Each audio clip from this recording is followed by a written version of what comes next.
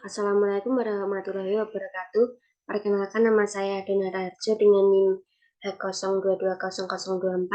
Di sini saya akan mempresentasikan proposal penelitian saya yang berjudul Identifikasi dan Klasifikasi Tanahan di Sol di Lereng Barat Gunung Lawu. Adapun dosen pembimbing saya yaitu Ibu Octavia Irawati, SPMSC.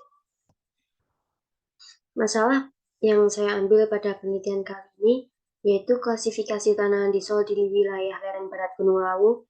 Menurut Cell Taksonomi 2014 belum pernah ada. Klasifikasi dengan penambahan kriteria pada horizon bawah pensiri sampai tingkat famili belum pernah dilakukan, sehingga karakteristiknya belum banyak diketahui. Oleh karena itu, perlu dilakukan identifikasi dan klasifikasi tanah.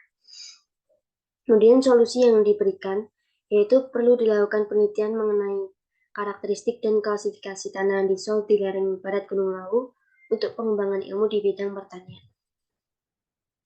STP penelitian yang saya ambil ada 3 poin, yaitu yang pertama ada klasifikasi tanahan di Sol di BPH Gampong Aceh Besar.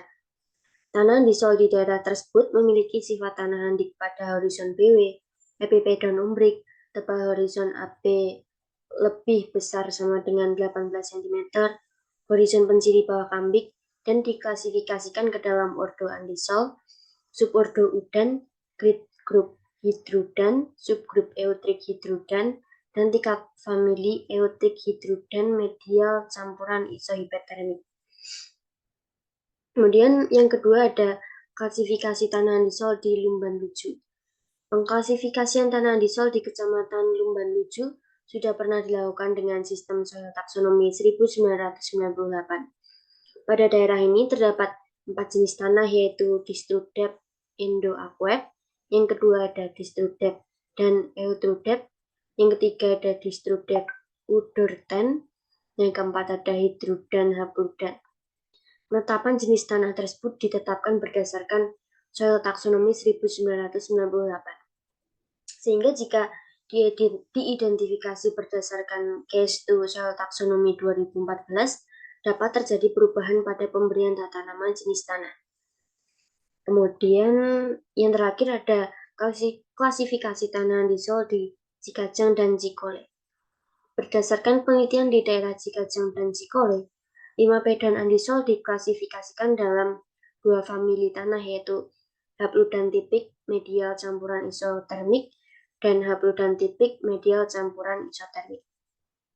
Masing-masing famili tanah terdiri dari 2 seri tanah dengan pembedanya, yaitu sifat horizon, value, dan krom, tekstur, dan kelas kemasaman tanah. Kemudian untuk gap atau novelty-nya, dari kajian-kajian terdahulu, masih belum ada kajian mengenai identifikasi dan klasifikasi tanahan di Sol di lereng barat Gunung Lawu menurut Soil Taksonomi 2014, sehingga penelitian ini penting untuk dilakukan. Kemudian tujuan dari penelitian ini ada 2. Yang pertama, untuk mengidentifikasi karakteristik tanahan di Sol di lereng barat Gunung Lawu, dan untuk mengklasifikasikan tanahan di Sol di lereng barat Gunung Lawu menurut Soil Taksonomi 2014. Kemudian manfaat yang ingin dicapai dari penelitian ini, yaitu hasil penelitian diharapkan dapat digunakan untuk mengembangkan ilmu klasifikasi tanah, serta mengetahui potensi, kendala, dan tindakan yang akan dilakukan dalam pengelolaan lahan budidaya pertanian pada tanahan di Sol. Kemudian selanjutnya ada metodologi penelitian. Untuk waktunya, penelitian dilakukan pada bulan Juli 2023 sampai dengan bulan Desember 2023. Tempat penelitian dilakukan di lereng barat Gunung Lawu yang berada di Kabupaten Karanganyar, Provinsi Jawa Tengah, serta analisis sampel tanah dilakukan di Laboratorium Fisika dan Konservasi Tanah, serta Laboratorium Kimia dan Kesuburan Tanah FPUNS Surakarta. Alat yang diperlukan ada beberapa, yaitu untuk pengambilan sampel tanah ada buku panduan deskripsi profil tanah, formulir isian deskripsi profil tanah, GPS, link sampel, meteran, dan lain-lain. Kemudian untuk mengukur kedalaman efektif tanah, menggunakan meteran, bor, dan cangkul. Untuk bangunan analisis kemiringan lereng, menggunakan klinometer. Untuk tekstur, menggunakan timbangan, gelas beker 500 ml, pemanas, ayakan 50 mikron, dan lain-lain. Kemudian untuk bobot volume menggunakan ring, cawan aluminium, oven, vesikator, dan timbangan. Untuk analisis KTK dan KB memerlukan alat ayakan 0,5 mm, tabung centrifuge, mesin penggocok, kertas saring, tabung rotap, dan lain-lain. Kemudian untuk pH membutuhkan alat timbangan, ayakan 2 mm, botol plastik, pengocok, dan pH meter. Untuk C organik memerlukan alat ayakan 0,5 mm, labu Erlenmeyer, pipet, buret, dan labu ukur. Kemudian untuk N total ada alat timbangan, gelas arloji, tabung kecedal, tabung destilasi, gelas piala, dan lain-lain.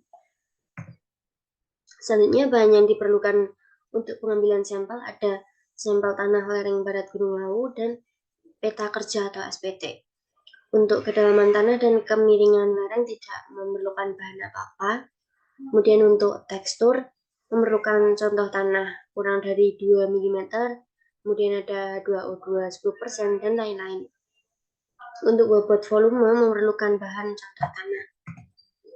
Untuk analisis KTK dan KB perlu bahan contoh tanah 0,5 mm, aquades, etanol, NaOH 40%, dan lain-lain.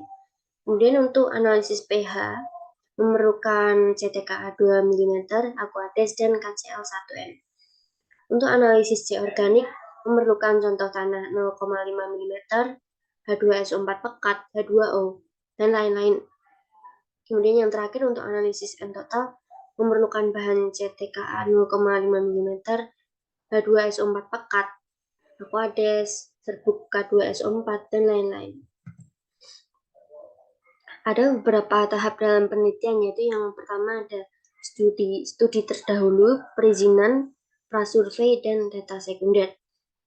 Surat izin nantinya ditujukan kepada pihak yang terkait dengan penelitian. Kemudian prasurvei dilakukan sebelum survei lapangan dengan observasi mengenai kondisi aktual di lereng barat Gunung Lawu, pengecekan letak titik pengamatan depth, dan mencari aksesibilitas untuk menuju titik pengamatan. Yang kedua ada pembuatan peta. Peta nantinya dijadikan sebagai acuan untuk kegiatan pengamatan di lapang dalam penentuan titik pengamatan. Peta-peta yang digunakan dalam penelitian adalah overlay peta administrasi, jenis tanah, kontur, geologi, dan penggunaan lahan. Beberapa tahapan yang dilakukan untuk pengamatan lapangan ada pengamatan fisiografi lokasi, deskripsi profil tanah, dan pengambilan contoh tanah berdasarkan SPT. Dalam melakukan deskripsi profil tanah perlu dibuat lubang profil dengan ukuran 20 x 20 cm dengan kedalaman profil 180 sampai 200 cm. Yang diamati dalam profil tanah adalah batas horizon, warna, ketebalan, tekstur, struktur, konsistensi, serta kedalaman efektif. Kemudian untuk fisiografi lokasi yang diamati ada kemiringan lereng dan kedalaman efektif tanah. Kemudian pengambilan sampel tanah, ada sampel tanah terganggu dan sampel tanah tidak terganggu. Tahapan yang keempat ada analisis laboratorium meliputi analisis sifat fisika dan kimia tanah. Analisis sifat fisika meliputi tekstur dan bobot volume. Kemudian untuk analisis sifat kimia meliputi pH, C organik, KTK, KB, dan N total. Yang kelima ada analisis data. Tahapan ini merupakan tahap pengelompokan tanah berdasarkan sifat dan ciri tanah yang diklasifikasikan. Pedoman yang digunakan adalah Case to Soil Taxonomy tahun 2014. Tanah dari masing-masing titik diklasifikasikan sampai dengan tingkat famili. Setelah pengklasifikasian tanah di daerah penelitian selesai, hasilnya dituangkan ke dalam bentuk peta tanah berdasarkan hasil klasifikasi tanah. Observation cluster digunakan untuk mengelompokkan atau menentukan SPT berdasarkan sifat tanah yang mirip. Kemudian yang terakhir ada pembuatan laporan. Rancangan penelitian yang digunakan yaitu penelitian ini merupakan penelitian deskriptif eksploratif yang didasarkan pada pengamatan ciri-ciri tanah di lapangan dengan survei lapang, serta didukung data hasil analisis laboratorium. Variabel yang diamati yaitu sifat fisika tanah, kimia tanah, fisiografi lahan, dan morfologi tanah. Penentuan titik koordinat dan lokasi profil ditetapkan dengan metode purposive sampling berdasarkan hasil overlay peta, kemudian dilakukan pengambilan sampel tanah dari masing-masing lokasi yang mewakili daerah penelitian. Setiap lokasi nanti dilakukan pengulangan sebanyak 3 kali.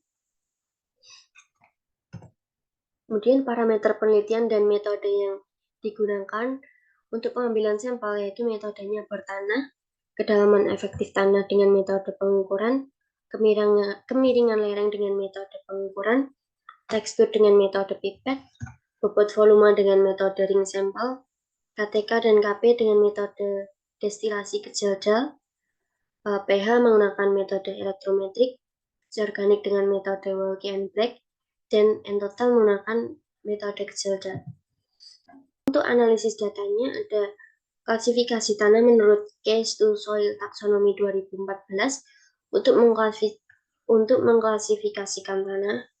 Kemudian ada observation cluster untuk mengelompokkan tanah yang mempunyai sifat yang mirip. Untuk jadwal penelitiannya, penyusunan proposal sampai dengan seminar hasil dilaksanakan mulai bulan Juli 2023 sampai dengan bulan Januari 2024. Untuk penyusunan proposal dilakukan dari bulan Juli 2023 sampai Agustus 2023. Survei lokasi dilaksanakan pada Juli 2023, seminar proposal dilakukan pada September 2023, kemudian observasi lapang dilakukan pada Juli 2023, pengambilan sampel dilakukan pada Juli sampai Agustus 2023, analisis sampel dilakukan pada Agustus sampai Oktober 2023, analisis data dilakukan pada Oktober sampai Desember 2023, penyusunan skripsi dilakukan pada Oktober sampai Desember 2023, dan seminar hasil dilakukan pada Januari 2024. Anggaran yang dilakukan untuk survei terdiri dari sewa basecamp, BPM, tracebag, karet, dan lain-lain, dan total biayanya yaitu Rp994.000. Anggaran untuk analisis laboratorium meliputi analisis pH, N total, C organik, BV, KTK, dan KP, serta tekstur, dan total biayanya yaitu Rp7.260.000. Total biaya untuk penelitian baik dari survei dan analisis laboratorium sebesar Rp8.254.000. Dan berikut referensi yang saya gunakan dalam menyusun slide PPT ini. Sekian pemaparan proposal penelitian dari saya. Kurang lebihnya mohon maaf. Wassalamualaikum warahmatullahi wabarakatuh.